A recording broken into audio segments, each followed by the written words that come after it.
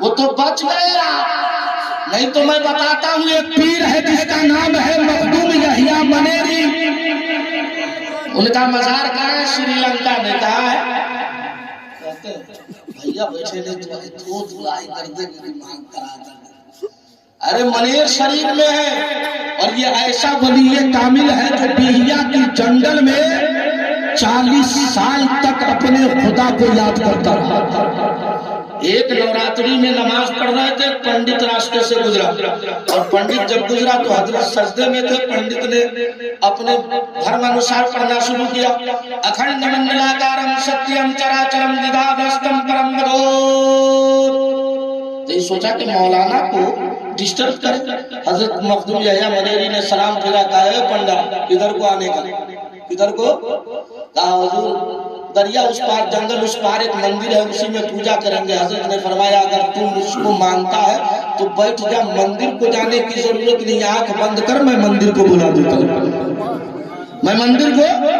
بابا یہ امپوسیبل ہے، اور ڈاکٹروں کا کہنا تھوڑ laser my growthing the waist from the height, انسان چاہ کے بھی مٹی اٹھانے اور مکان جوڑنے کے بعد پاور نہیں رکھتا، لیکن اسے کیا معلوم ہے ارے یہ تیرا سائنس ہے جو اتنی سال محنت کیا ہے، تب چاند کو چندریان 3 کو چاند پہ لینڈ کرایا ہے، لیکن آج سے 1400 سال پہلے جب ان کے نانا بچپنے میں انگلی کو اٹھایا تھا تو زمانہ چاند پہ گیا ہے، اور مصطفیٰ نے انگلی سے چاند کو توڑ دیا ہے۔ گویا زمانے کو پتا چلا سارے زمانے کا سائنس ایک طرح اور مدینے کا مصطفیٰ ایک طرح۔ نعرہ تو لگا سکتے تھے آپ، اے آپ لوگ دیکھو وہ چلتے بھیا نہیں آ رہے،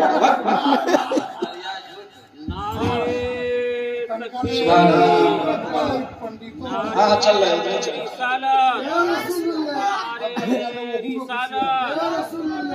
عید میلاد النبی، نعرے تکبیر۔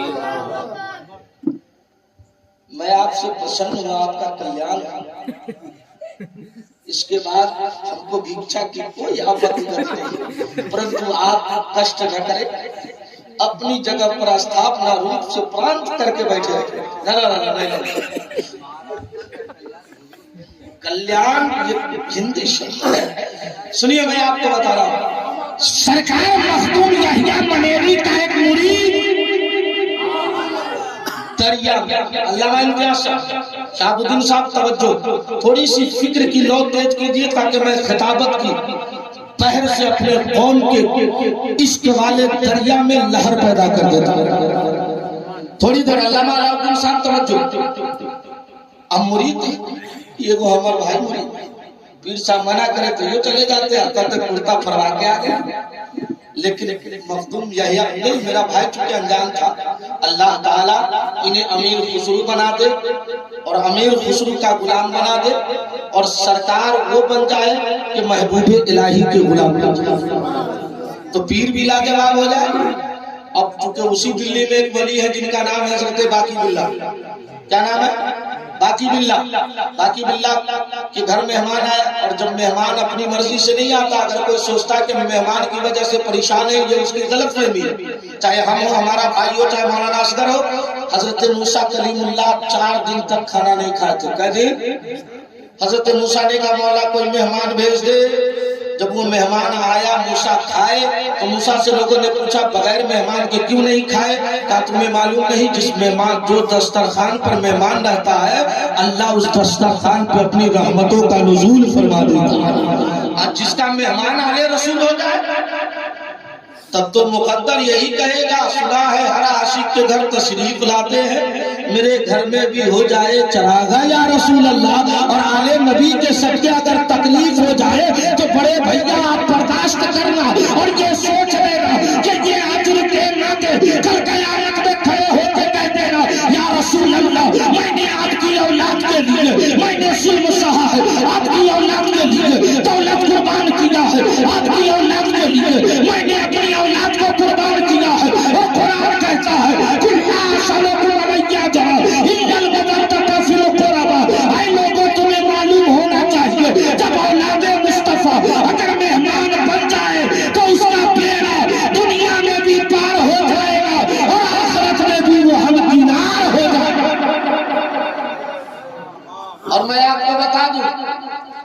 फरमाते हैं नबी अगर मेहमान हो तो आला हजरत सरकार है कितने बड़े आलिम और मुजद्दिद। आला हजरत के सामने एक सैयद साहब पालकी उठा के आला हजरत को गए थे। उलमा बताते हैं ना, आला हजरत को जब खुशबू लगी तो आला हजरत उतरे, कहा इसमें से कोई सैयद है? कहा कि आपको काम से मतलब है, सैयद से क्या लेना? कहा नहीं, बताओ। कल कयामत में मेरा नबी मुझसे पूछेगा तू मेरा आशिक था और मेरे बेटे के कांधे पे चढ़ के चलता था।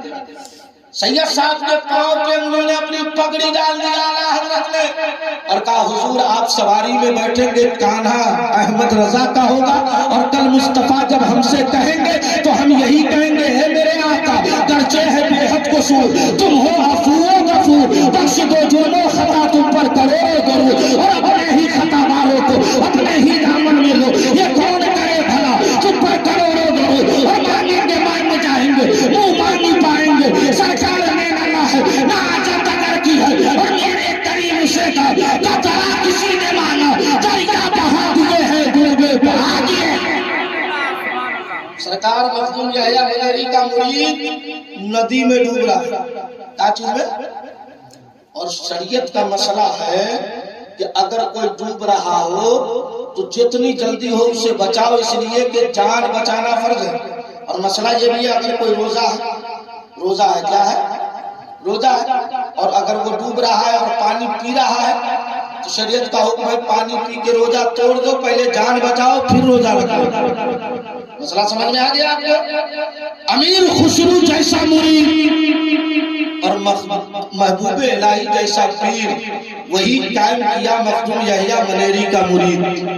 ओ मुरीद साहब मोबाइल थोड़ी देर बंद रखिए भाई, कोई जरूरत नहीं, आप मेरी तरफ देखो और आप अपनी आंखों को आले नबी की तरफ देखो, इसलिए कि मुस्तफा फरमाते आलिम को देखना इबादत है और आले नबी की सोहबत में एक लम्हा बैठना रात भर नफिल पढ़ने से बेहतर।